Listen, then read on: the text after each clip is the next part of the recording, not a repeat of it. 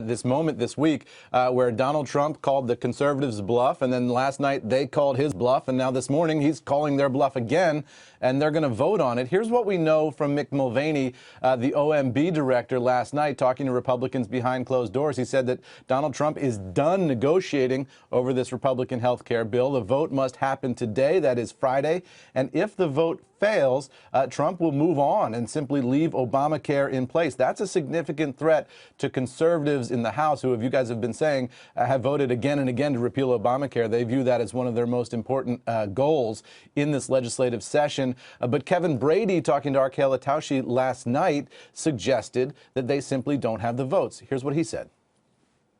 Clearly, we don't have the votes yet, but clearly no one is walking away from the table. Not the conservatives, not the moderates, not the president.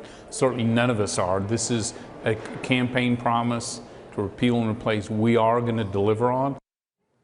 So yesterday, the White House suggested that this delay in the vote was simply a matter of scheduling. They said that they wanted to start the debate last night and move on to the voting this morning. They said it wasn't at all because they didn't have the votes. It was simply because they didn't like the inconvenience of having to debate and vote overnight. But when I asked Sean Spicer at the White House briefing yesterday exactly which members they had convinced to go from no's to yeses, Sean Spicer said that there were some. He wouldn't give us the names or the numbers. So this was not a White House yesterday that felt like it had the votes, felt like it was confident about how this is going to turn out. Today, it is a big gamble by the president, gambling that if he puts this on the table, Republicans and conservatives will simply have to vote for it.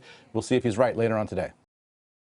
Hey there, thanks for checking out CNBC on YouTube. Be sure to subscribe to stay up to date on all of the day's biggest stories. You can also click on any of the videos around me to watch the latest from CNBC. Thanks for watching.